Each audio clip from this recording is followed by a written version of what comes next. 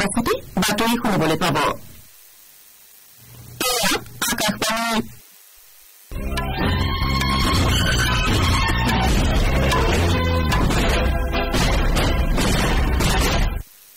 বাতৰি পঢ়িছো ঋতুপৰ্ণ বৰাই। এতিয়া প্ৰধান বাতৰিসমূহ হ'ল কেন্দ্ৰীয় বিত্তমন্ত্ৰী নিৰ্মলা সীতাৰমণে আজি লোকসভাত 2024-25 বিত্তীয় বৰ্ষৰ সাধাৰণ বাজেট দাখিল কৰে। বাজেটত সকলোৰে বাবে সুযোগ সৃষ্টিৰ উদ্দেশ্যে 9টা অগ্ৰাধিকাৰৰ কথা উল্লেখ কৰা হৈছে। বিত্তমন্ত্ৰীগৰাকীয়ে বাজেটত বেংকিং সেৱাৰ সম্প্ৰসাৰণৰ বাবে উত্তৰ পূৰ্বাঞ্চলত ভাৰতীয় ডাক ধনাদায় বেংকৰ 100ৰো অধিক শাখা স্থাপন কৰাৰ প্ৰস্তাৱ দিয়ে। বাজেটত অসমকে ধৰি কেইবাখনো ৰাজ্যলৈ বান ব্যৱস্থাপনা প্ৰকল্পৰ সমৰ্থনত আৰ্থিক অনুদান আগবঢ়োৱাৰ প্ৰস্তাৱ দিয়া হয়। আৰু ভাৰতৰ সুমিত নাগালে অষ্ট্ৰিয়া অপেন টেনিছ প্ৰতিযোগিতাৰ পুৰুষৰ ছিংগলছৰ প্ৰি কোৱাৰ্টাৰ ফাইনেলত প্ৰৱেশ কৰিছে।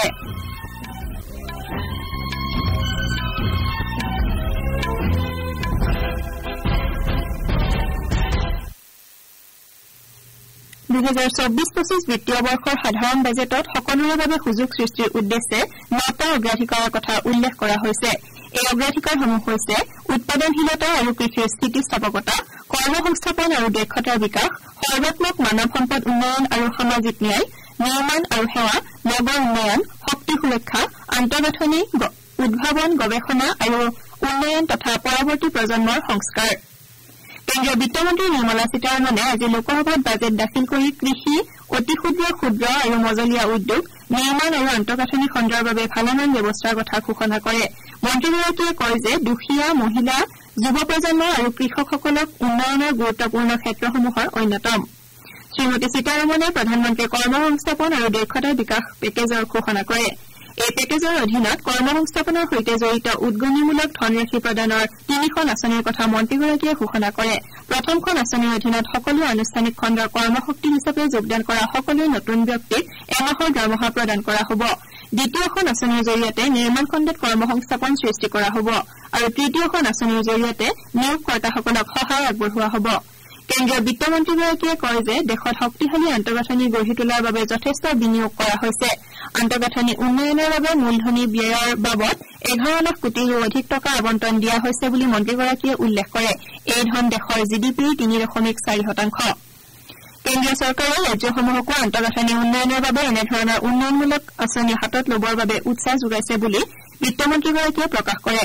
শ্ৰীমতী সীতাৰমণে লগতে মহিলা আৰু শিশুৰ উপকাৰ সাধন কৰা বিভিন্ন আঁচনিৰ বাবে 3 লাখ কোটিৰো অধিক টকাৰ প্ৰস্তাৱ দিয়ে।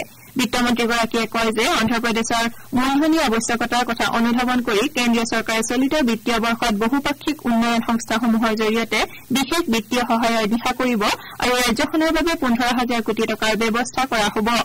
তেওঁ কয় যে বিহাৰৰ নতুন বিমান বন্দৰ, চিকিৎসা মহাবিদ্যালয় আৰু ক্ৰীড়া আন্তঃগাঁথনি বিকশাই তোলা হ'ব। তেওঁ কয় যে মূলধনী বিনিয়োগত সহায় হোৱাকৈ অতিৰিক্ত আবণ্টন দিয়া হ'ব আৰু বহুপাক্ষিক উন্নয়ন বেংকসমূহৰ পৰা বাহ্যিক সহায়ৰ বাবে বিহাৰ চৰকাৰে জনোৱা অনুৰোধ ত্বৰান্বিত কৰা হ'ব। মন্ত্ৰীগৰাকীয়ে লগতে বাজেটত তৰুণ শাখাৰ অধীনত মুদ্ৰা ঋণ লাভ কৰা আৰু সফলতাৰে পৰিশোধ কৰা উদ্যমীসকলৰ বাবে ধনৰাশি বৰ্তমানৰ 10 লাখ টকাৰ পৰা 20 লাখ টকালৈ বৃদ্ধি কৰাৰ কথা ঘোষণা কৰে। তেওঁ কয় যে ৰাজহুৱা ব্যক্তিগত অংশীদাৰিত্বত ই-বাণিজ্য ৰপ্তানি কেন্দ্ৰ স্থাপনৰো প্ৰস্তাৱ দিয়ে। বাজেট দাখিল কৰি বিত্তমন্ত্ৰীগৰাকীয়ে কয় যে বৰ্তমান চৰকাৰে 5 বছৰত 1 কোটি যুৱক যুৱতীক শীৰ্ষৰ 500টা কোম্পানীত ইণ্টাৰ্ণশ্বিপৰ সুযোগ প্ৰদানৰ উদ্দেশ্যে এখন সৰ্বাত্মক আঁচনি ৰূপায়ণ কৰিব। একেদৰে ৰাজহুৱা ব্যক্তিগত অংশীদাৰিত্বত উদ্যোগীসকলৰ বাবে ডৰ্মিটৰী অৰ্থাৎ সমূহীয়া শয়নকক্ষত সুবিধা বিশিষ্ট ভাড়াঘৰৰ ব্যৱস্থা কৰা হ'ব বুলি বিত্তমন্ত্ৰীগৰাকীয়ে বাজেটত প্ৰস্তাৱ দিছে। শ্ৰীমতী সীতাৰমণে কয় যে কেন্দ্ৰীয় চৰকাৰে দেশৰ পূব প্ৰান্তৰ উন্নয়নৰ বাবে ঔদ্যোগিক কৰিডৰ স্থাপনত সহায় কৰিব। চৰকাৰে ঘৰুৱা উৎপাদন আৰু গুৰুত্বপূৰ্ণ খনিজাত সামগ্ৰীৰ পুনৰ ব্যৱহাৰ্যকৰণৰ বাবে গুৰুত্বপূৰ্ণ খনিজ অভিযান আৰম্ভ কৰিব।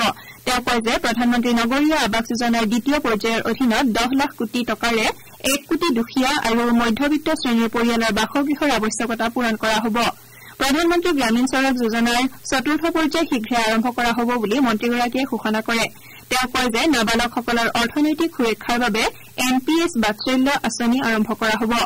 NPSৰ লগত জড়িত বিষয়সমূহ চালি জাৰি চোৱাৰ বাবে গঠন কৰা কমিটিখনে এই ক্ষেত্ৰত চকুত লগা ধৰণৰ প্ৰগতি লাভ কৰিছে। বিত্তীয় দায়বদ্ধতা আৰু চৰকাৰৰ বিত্তীয় সম্পদসমূহৰ বিবেচনাপূৰ্ণ ব্যৱহাৰ সুনিশ্চিত কৰি শীঘ্ৰে এটা সমাধান ওলাব বুলি মন্ত্ৰীগৰাকীয়ে মন্তব্য কৰে।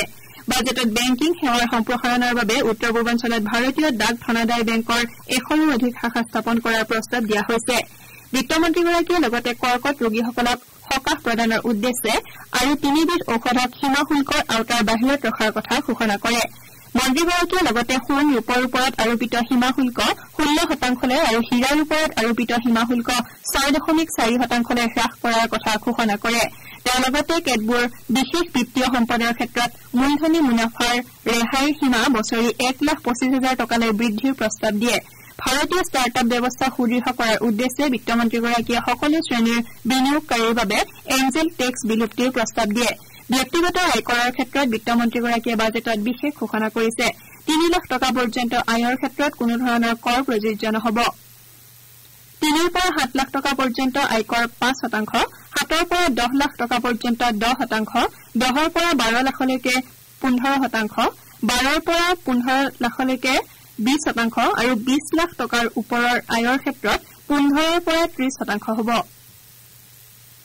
দেউলীয়া গোচৰৰ দ্ৰুত নিষ্পত্তিৰ প্ৰক্ৰিয়া আৰম্ভ কৰাৰ উদ্দেশ্যে ন্যায়াধিকৰণ সুদৃঢ় কৰাৰ বাবে দেউলীয়া আৰু জোত্ৰহীনতা বিধিত প্ৰয়োজনীয় সালসলনি কৰা হ'ব 1 কোটি পৰিয়ালক প্ৰতিমাহে 300 ইউনিট বিনামূলীয়া বিদ্যুৎ যোগানৰ উদ্দেশ্যে মুধচত সৌৰ প্ৰকল্প স্থাপনৰ বাবে প্ৰধানমন্ত্ৰী সূৰ্যঘৰ বিনামূলীয়া বিদ্যুৎ যোজনা আৰম্ভ কৰা হৈছে এই আঁচনিখনে 1 কোটি 20 লাখৰো অধিক পঞ্জীয়ন আৰু 14 লাখ আবেদনৰ সৈতে বিপুল সঁহাৰি লাভ কৰিছে কেন্দ্ৰীয় বাজেট 2024-25ত চৰকাৰে জনজাতীয় সম্প্ৰদায়ৰ আৰ্থ সামাজিক অৱস্থা উন্নত কৰাৰ বাবে বিভিন্ন ব্যৱস্থা ঘোষণা কৰিছে বিত্তমন্ত্ৰীগৰাকীয়ে ঘোষণা কৰিছে যে জনজাতীয় সংখ্যাগৰিষ্ঠতা গাঁও আৰু জিলাসমূহত চৰকাৰে প্ৰধানমন্ত্ৰী জনজাতীয় উন্নত গ্ৰাম অভিযান আৰম্ভ কৰিব ইয়াৰ দ্বাৰা 5 কোটি জনজাতীয় লোক উপকৃত হ'ব আৰু 63,000 গাঁও সামৰি লোৱা হ'ব বিত্তমন্ত্ৰীয়ে গ্ৰাম্য আন্তঃগাঁথনিকে ধৰি গ্ৰামাঞ্চলৰ উন্নয়নৰ বাবে 2.66 লাখ কোটি টকাৰ প্ৰস্তাৱ আগবঢ়াইছে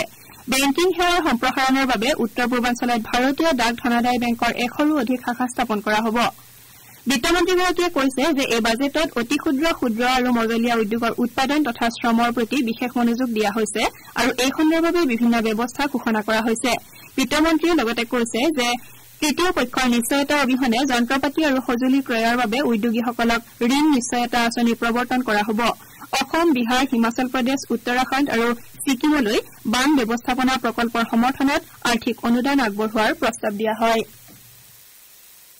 अब सिर्फ सजा नहीं मिलेगी होगा न्याय भारतीय न्याय संहिता मतलब नया कानून 1 जुलाई से लागू आजाद भारत के अपने कानून अब आएगा देश में न्याय का नया दौर संत नहीं अब न्याय पर होगा सबका जोर विकसित भारत का ये है नया अध्याय सबसे समान व्यवहार मिलेगा सबको न्याय सरल है सुलभ है पारदर्शी तकनीकी युक्त है और है स्वदेशी इसमें है महिलाओं बुजुर्गों का सम्मान शामिल है इसमें जन जन की आन साथ इसके चलने का देश पर चढ़ा जुनून ये है आजाद भारत के अपने कानून